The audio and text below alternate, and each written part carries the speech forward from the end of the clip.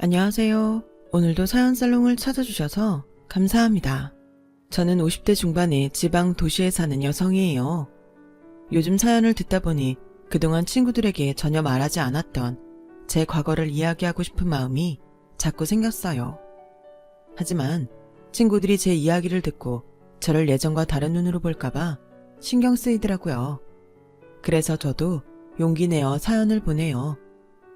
저는 맞벌이 가정에서 자랐어요. 지금이야 부부가 함께 버는 게 당연한 시대이지만 제가 어릴 때에는 대부분의 엄마들이 전업주부였죠.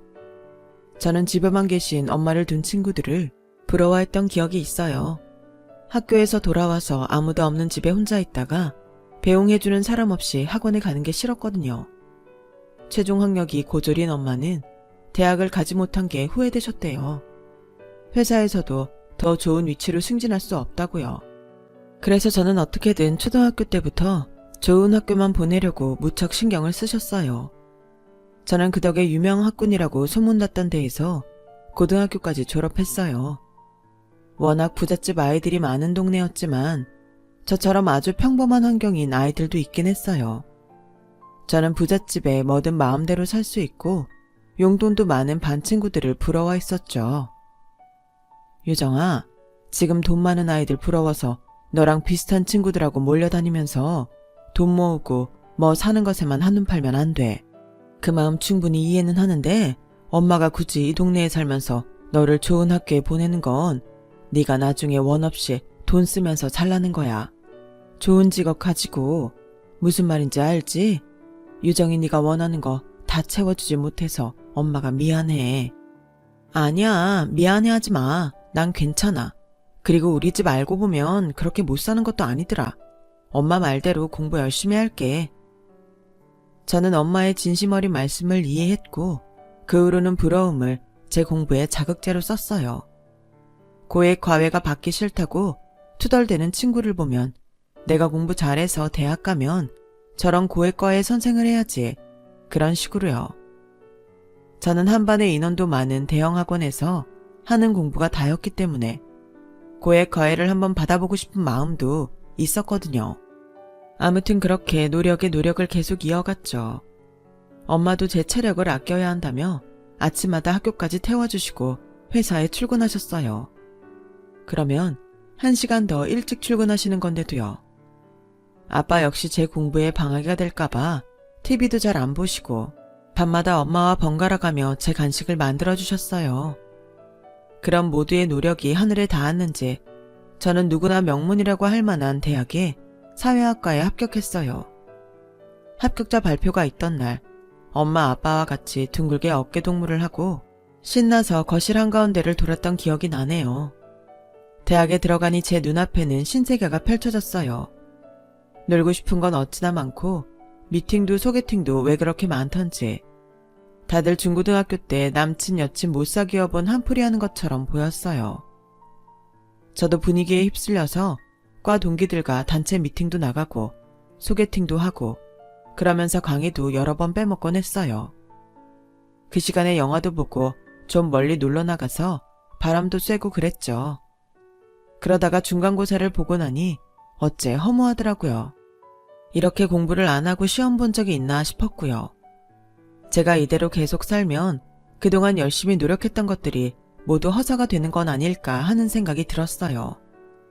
저는 다시 마음을 잡고 공부를 시작했어요. 학교 도서관에도 늦게까지 남아있고 새벽같이 영어학원도 다니다 보니 이제는 열심히 공부하고 인생을 설계하는 사람들이 눈에 들어왔어요. 그리고 생각보다 많은 학생들이 휴학을 하고 영어권 나라로 어학연수나 워킹홀리데이를 간다는 걸 알게 됐죠. 저도 가고 싶었지만 집안 형편을 생각하면 선뜻 나설 수가 없었어요. 물론 제가 죽어도 가겠다고 하면 교육열 높으신 부모님이 무슨 수를 써서라도 보내주셨겠지만 부담을 드리기 싫었어요. 그러다 알게 된 게 교환학생 제도였어요. 공부를 잘한 학생들 중에서 미국에 있는 자매대학에 1년씩 교환학생을 보내는 거였어요. 저는 이거다 싶었고 다시 수험생이 된 것처럼 열심히 공부했어요. 영어도 잘해야 하니 회화나 토플 토익도 신경 썼고요. 제가 열심히 하고 영어도 꽤 한다는 소문이 돌았는지 저에게 고액 과외 제의가 들어왔어요. 예전에 그렇게 제가 하고 싶었던 고액 과외였죠. 일주일에 2번 부탁하길래 가능할 것 같아서 하게 됐고, 그때부터 교환학생을 갈 때까지는 마치 정해진 길을 가는 것처럼 정말 모든 게 순탄했어요. 우리 유정이가 누구를 닮아서 저렇게 똑똑한지 몰라. 솔직히 나랑 당신은 저 정도는 아니잖아. 유정이 공부 잘하고 돌아와. 아빠 보고 싶은 거 참고 기다리고 있을게. 그러게, 우리 딸인데 우리는 안 닮고 조상 누굴 닮았나 싶네. 유정아, 가서 공부해보고 유학 가고 싶으면 말해. 엄마 아빠가 하나밖에 없는 딸 유학 못 보내겠어? 뭘 해서라도 보낼 테니까. 알았지? 일단 갔다 와보고 말할게. 그렇게 화기애애한 분위기 속에서 미국에 갔지만 그곳에서 저는 자존심이 많이 무너졌어요. 공부도 생각보다 더 어려웠고 낯선 환경에 적응하기가 쉽지 않았거든요. 같이 갔던 사람들은 외국에 나와본 적이 있다고 하더니 저만큼 힘들어하지 않는 것 같았고 오히려 즐거워 보였어요. 역시 잘 사는 애들하고 이런 데서 차이가 나는 건가? 생각보다 너무 어렵네. 그렇게 푸념만 하는 날이 늘어갔어요. 외국 학생들하고 어울리는 것도 너무 어색했어요. 그 학생들은 파티와 술 문화에 익숙했지만 저는 아니었으니까요. 매일 그만두고 집으로 돌아가고 싶은 충동에 시달리는데 그때 저를 잡아주신 분이 바로 전공 교수님이었어요. 머리가 백발에 푸근한 인상의 백인 교수님이었는데 저를 자주 집으로 불러서 차와 쿠키를 주시며 용기를 주셨어요. 요정이는 다른 학생들한테는 없는 특별함이 있어. 그러니 용기를 잃지 말고 하루하루 지내봐. 내일 또 와. 저녁에 맛있는 파이 만들어줄게. 덕분에 저는 힘든 가운데에서도 버틸 수 있었고 교수님에게 한국 문화도 알려드리고 좋은 시간을 많이 보냈어요.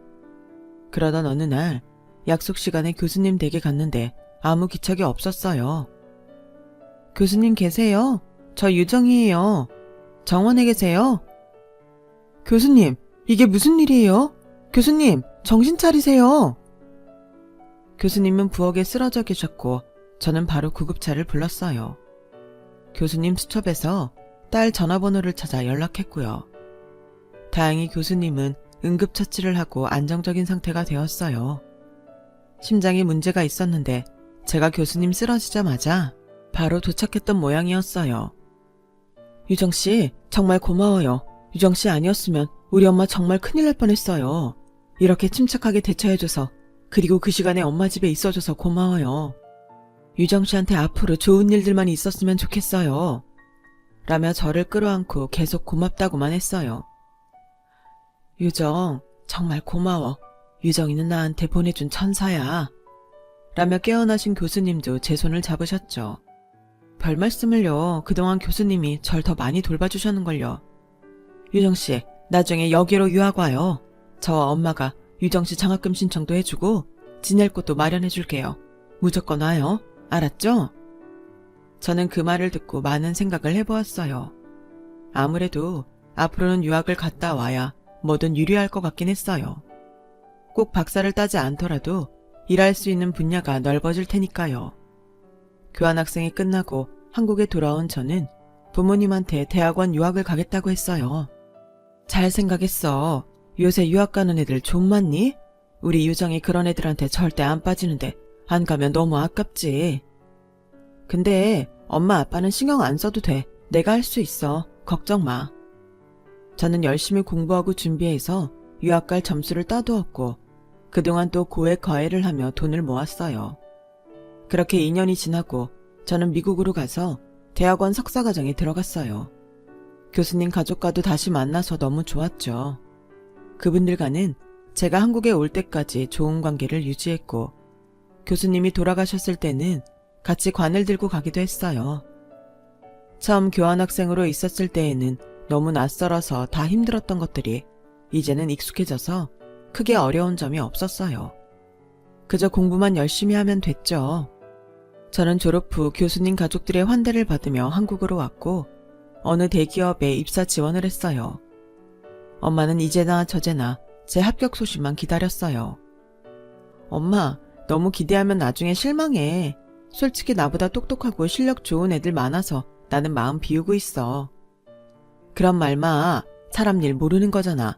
내 감에는 너 될 것 같아.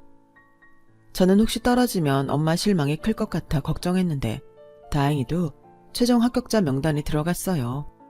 제가 합격 연락을 받은 날 아빠는 너무 좋아서 회사 직원들한테 저녁을 쏘셨어요. 내 딸은 우리 회사보다 더 좋은 데 들어갔다.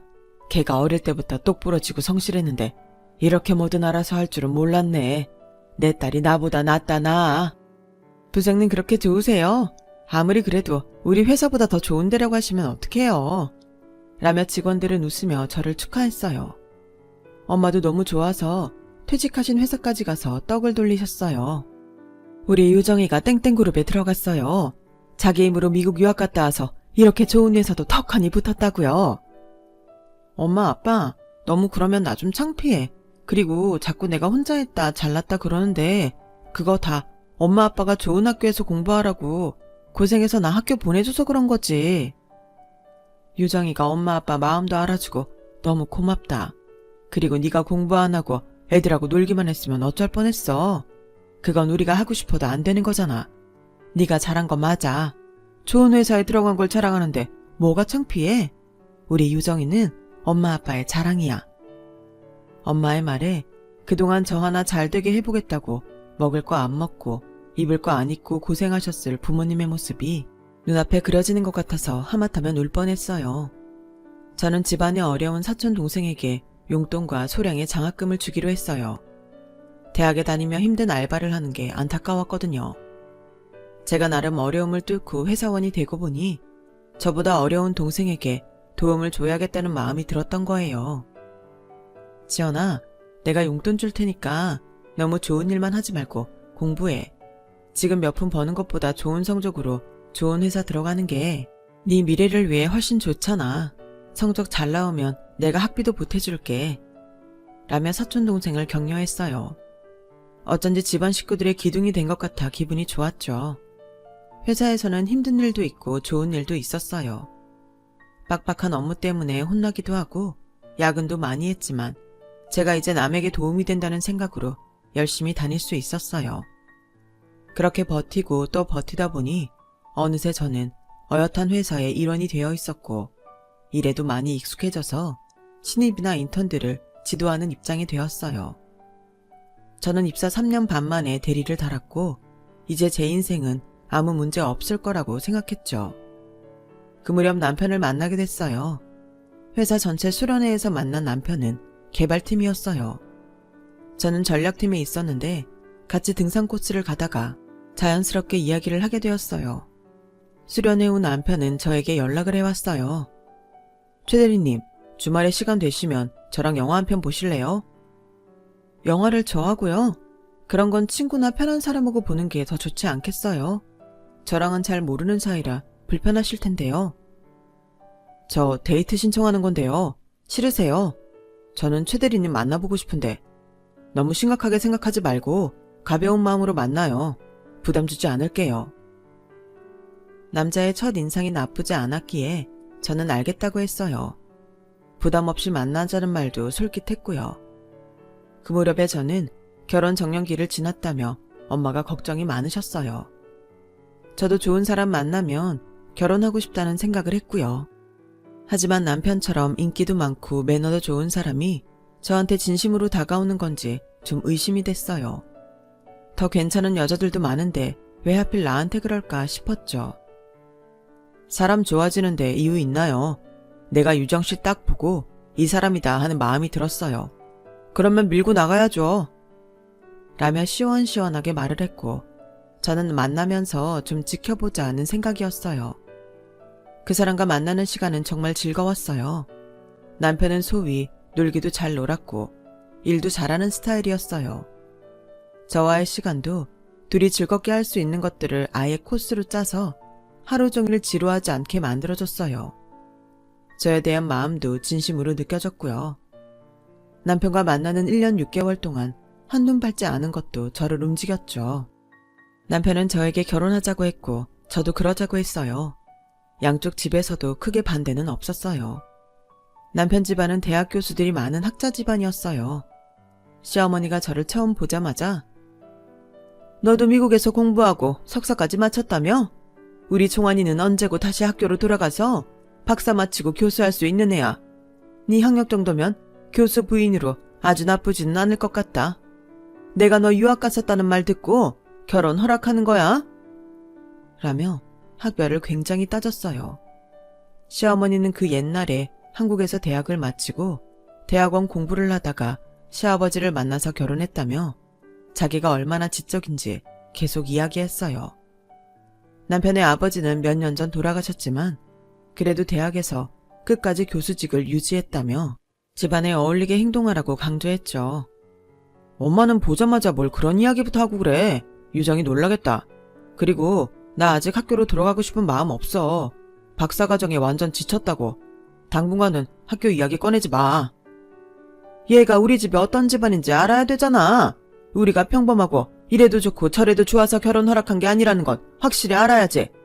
우리 땡땡 회사 다닌다고 해서 앞뒤 안 가리고 허락한 줄 오해할까봐 그래.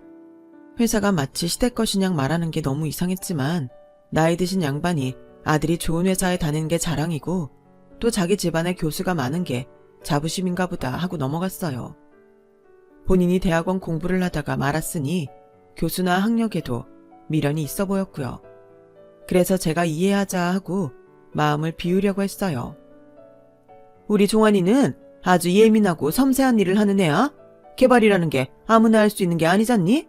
너는 그 점을 명심하고 남편이 언제든 새로운 공부를 할 수 있게 옆에서 잘 도와야 된다.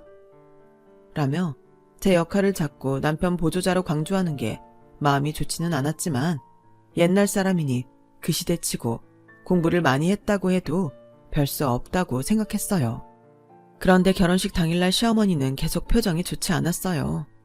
손님들한테는 예의상 웃으며 잘 맞아줬지만 저나 우리 부모님한테는 눈도 마주치지 않으려고 했고 같이 밥도 먹지 않고 자기 친척들이 있는 데에서 앉아있다가 가버렸어요.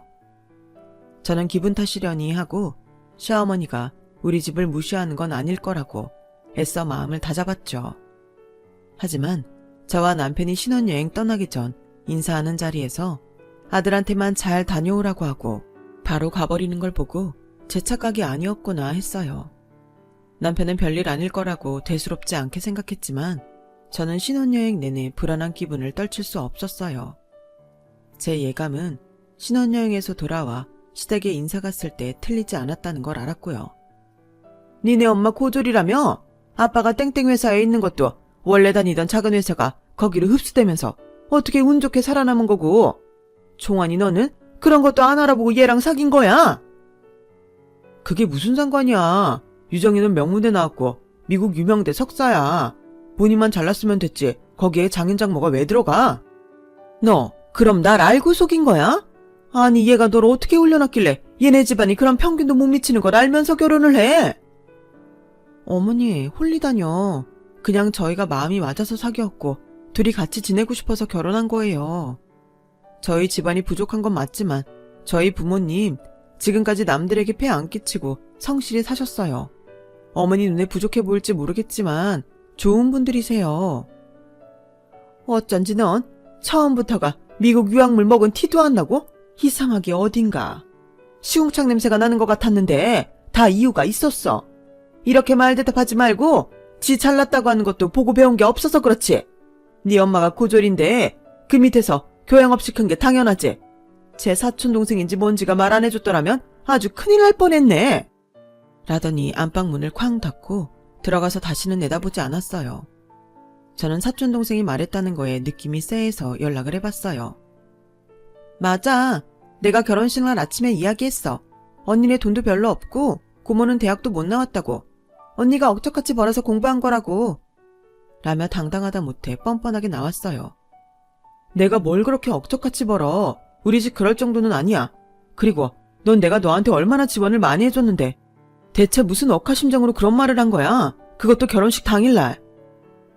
언니가 나한테 돈 몇 푼 줬으면 나는 있는 사실 그대로를 이야기하면 안 돼?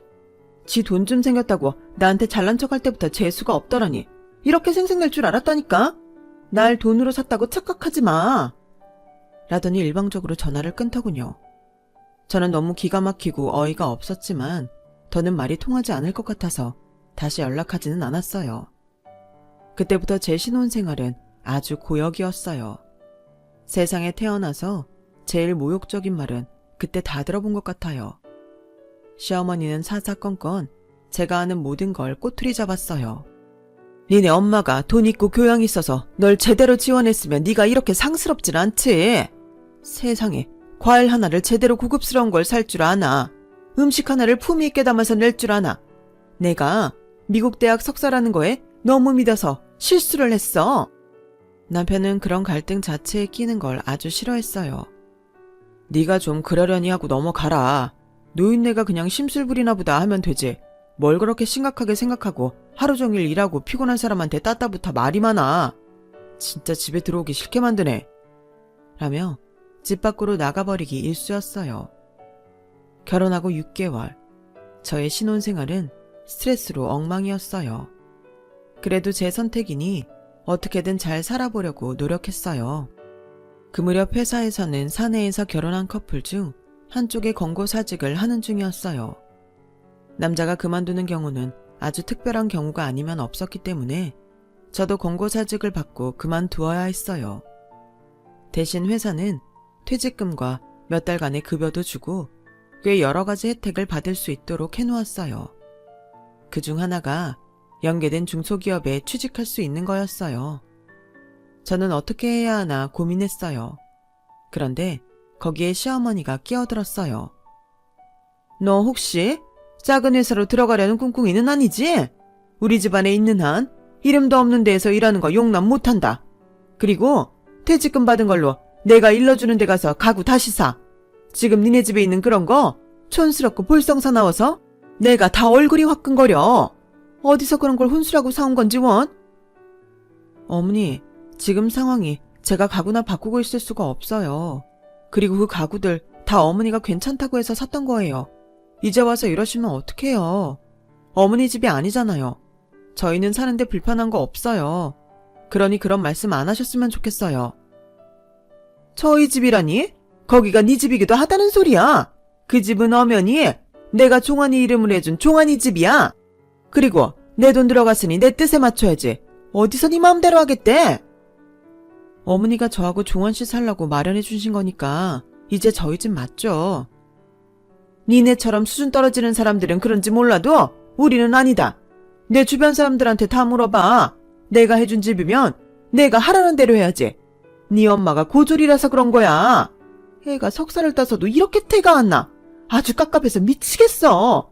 그놈의 미국 대학에 속았지. 아우 내 팔자가 말년에 이게 뭐야. 라며 소리를 지르며 펄펄 뛰었어요. 그런데도 남편은 제 탓만 했어요. 그냥 하라는 대로 해. 그러면 편하잖아. 네가 엄마랑 잘해보든지 하란 말이야. 밖에서 힘들게 일하고 집에서 쉬고 싶은 사람한테 왜 자꾸 별거 아닌 걸로 귀찮게 해. 너 이거밖에 안 되는 사람이야. 왜 자꾸 집안을 시끄럽게 만드냐? 저는 그제야 제가 결혼을 잘못했다고 절실히 깨달았어요. 남편은 결혼 전 제가 알던 그 사람이 아니었어요. 저야말로 남편의 다른 가면에 속았던 거죠. 그 사람은 자기만 재미있고 일 잘 되고 편하면 그걸로 끝인 성격이었어요. 저는 아이가 왜 안 생길까 걱정이 됐었는데 이제는 아이가 없어서 다행이라고 가슴을 쓸어내렸죠. 제가 가구를 바꿀 생각을 하지 않자 시어머니는 아침부터 집에 와서 난리를 피웠어요. 너 진짜 이럴 거야? 내 말 안 들어? 그나마 수준 좀 맞춰보자는데 이렇게 어기장 놓겠다 이거지? 어머니, 저는 가구 바꾸고 싶은 마음 없어요. 그런 거에 제 퇴직금 쓰고 싶지도 않고요. 정 바꿔야겠으면 어머니가 돈을 주세요.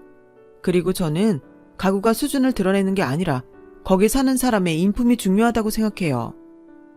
그 인품이 안 되니까 거치장이라도 해서 맞추라는데 그게 그렇게 어려운 일이야? 내 말이 무슨 동네 개 짖는 소리 같아? 라더니 저한테 앞에 있던 커피잔을 확 집어 던지는 거였어요. 저는 커피잔을 간신히 피했지만 깨진 조각에 얼굴이 다치고 손등 발등에도 상처를 입었어요. 그때 집에 오시던 엄마는 열려있는 현관으로 그 광경을 보고 놀라셨어요. 사부인, 이게 무슨 짓이에요? 이런 게 소위 사부인이 말한 교양 있는 수준입니까? 교수 집안이 이것밖에 안 돼요. 내가 참 오래 살지도 않았는데 어쩌다 이런 꼴을 다 보는지 모르겠네요. 그동안 사부인이 우리 딸한테 어떻게 했는지 대충 알아요. 그런데 더는 못 참겠네요. 제 딸이 뭐가 모자라서 이런 수모를 당하고 살아야 됩니까? 그 잘난 아들하고 잘난 집안 잘 일으키고 사세요. 엄마는 바로 방에 들어와서 제 짐을 싸기 시작했고 당황한 시어머니를 쳐다도 보지 않고 저를 데리고 나오셨어요. 그 다음은 적반하장이었어요. 남편은 저를 보러 오지도 않고 전화로만 네가 그동안 우리 엄마 흉을 얼마나 봤으면 니네 엄마가 제대로 이야기도 안 들어보고 이런 극단적인 행동을 해. 네가 네 발로 알아서 나간 거야. 나한테 위자료니 이딴 헛소리 하지 마. 진짜 너랑 결혼하고 엄마랑 싸우는 통에 피곤했는데 피해자는 나지 네가 아니고. 그러니까 쓸데없는 짓 하지 마. 이 사람도 실은 우리 집을 우습게 봤다는 생각에 온몸이 부들부들 떨렸어요. 마지막이라지만 어떻게 장모를 니네 엄마라고 할 수 있는지 정말 욕이 나오는 걸 참느라 혼났죠. 그래, 잘나고 교양 있는 인간들 남한테 돈 주기 싫어서 저러는데 그깟 더러운 것들 돈 받지 마. 됐다고 그래. 라며 아빠는 오히려 제 등을 쓰다듬으며 1년 동안 고생했다고 하셨어요. 저는 엄마 아빠한테 너무 미안해서 눈물만 나왔어요. 제가 그런 사람을 만나지 않았으면 이런 일도 없었을 테니까요. 이혼을 하고 한동안 아무 일 없이 쉬고 있는데 아빠가 그러시더군요. 유정아, 우리 회사에서 반조리 식품부를 만들게 됐는데 상품 기획이나 전략을 해줄 사람이 부족하다고 하더라. 그래서 이번에 경력직 뽑는데 한번 원서 넣어볼래? 아빠는 일절 상관 안 하는데 너 음식에 관심 많잖아. 저는 아빠의 제안에 한번 원서를 넣어보기로 했어요. 전에 회사에서도 제품 기획과 전략을 짜는 일을 했으니 가능할 것 같았죠. 다행히 저는 면접을 통과해서 회사에 들어가게 됐어요. 저는 주부들이 가장 선호하는 반조리탕, 찌개로부터 국수나 데워 먹는 카레까지 여러 종류의 음식 중 가장 경쟁력 있는 것을 추려냈어요. 음식을 개발할 때에도 전략팀이라고 사무실에만 있지 않고 직접 조리실에도 가고 집에 와서 엄마 아빠와 같이 먹어봤죠. 그렇게 1년여에 걸친 준비 끝에 저희 회사 반조림 식품이 나왔고 생각보다 반응이 좋아서 빠르게 마트나 시장에 자리 잡았어요. 회사에는 식품부를 더 키워서 냉동식품들은 해외에 수출하는 기회까지 세우게 됐어요. 그러면서 저도 승진을 하게 됐고 해외 출장을 다니며 정말 신이 나게 일을 했네요. 이런 걸 보고 전화위복이라고 하나보다. 네가 힘든 시간 이겨내니 이렇게 또 좋은 날이 오는구나.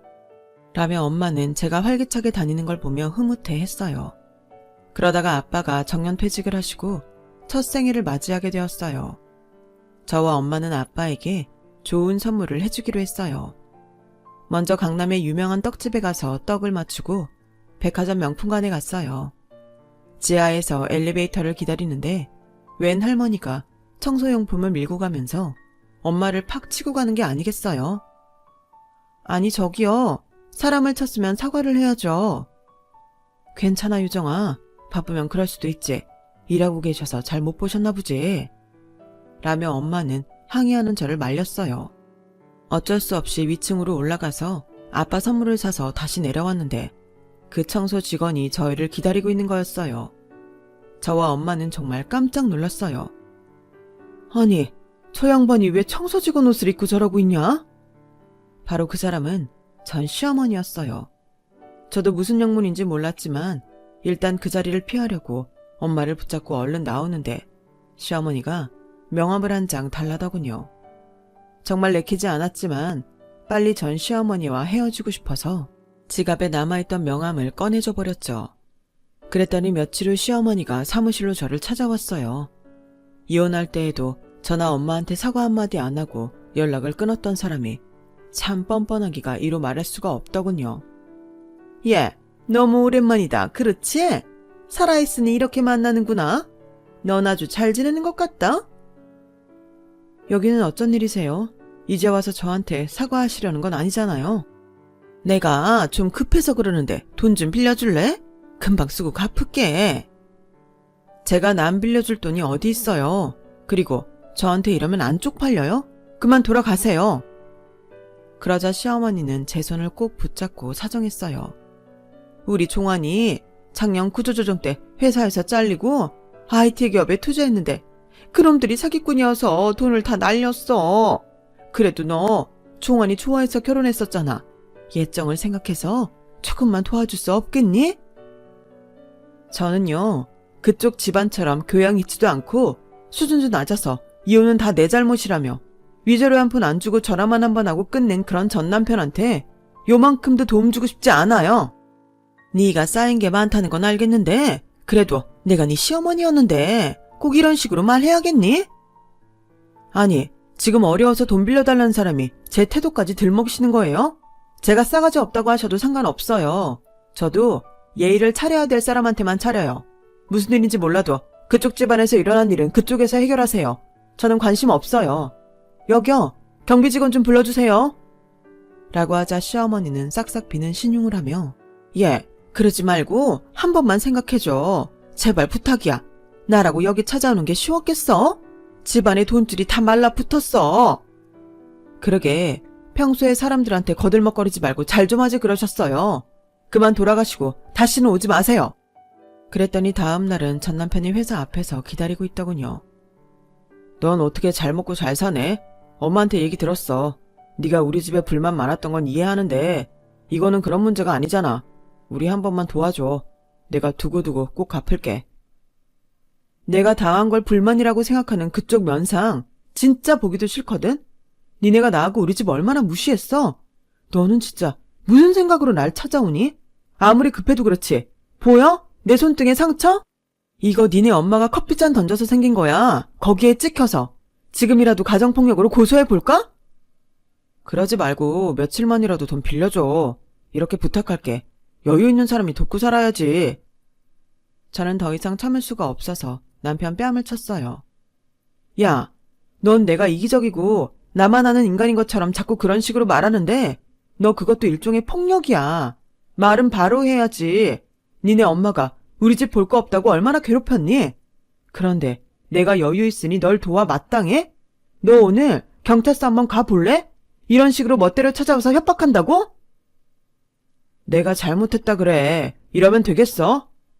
그때였어요. 아빠가 뒤에서 오시더니 전 남편의 어깨를 치셨어요. 이게 어디서 아주 지가 봐준다는 식으로 말을 해. 그게 사과야. 너는 뭐가 그렇게 잘났어? 교수 집안이라는 것들이 왜 학교에 가서 공부나 하지 남의 딸한테 들러붙어서 돈 내어놓으라고 성화야? 여기 이 사람 좀 오지 못하게 막아요.